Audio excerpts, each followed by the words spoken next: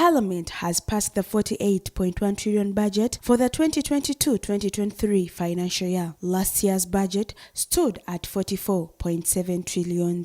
Confident that this budget for financial year 2022-2023 will mark the beginning of the recovery of this economy.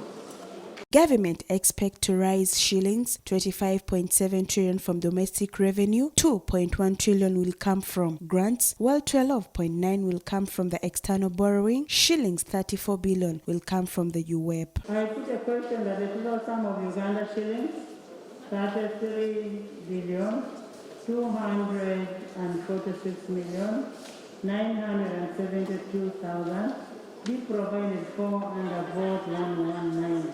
In the budget, health and education were allocated 8,740 billion, State House and Defense 7,030 billion, Transport 4,171 billion, Energy 251 billion, Agriculture 1,269 billion, Parliament 724 billion, Judiciary 393 billion, and the Parish Development Model 1 trillion.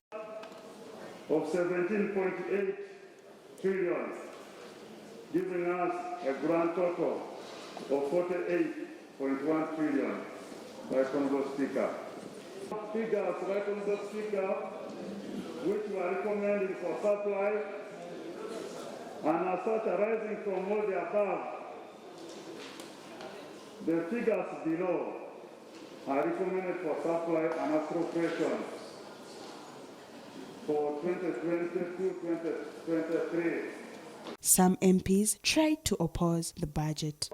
580 billion saved under State House should then be allocated to the health sector to finance unfunded priorities.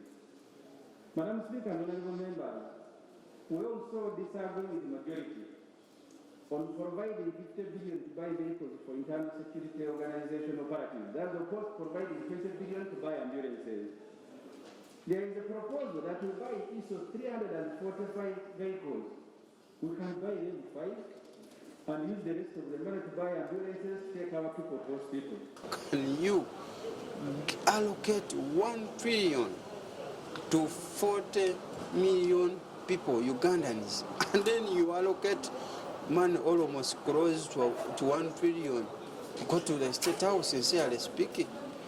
This is, and then you are building, you are constructing roads in DRC, yet roads in Nakaseke and Sole State. To the parish development model, we've been able to appropriate 1 trillion shillings.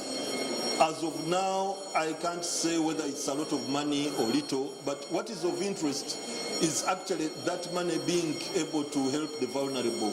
We've seen with experience from Emyoga that this fund in many cases has no accountability and has nobody responsible for its accountability. So at the end of the day, it's misused, it's abused. And then we also want to first see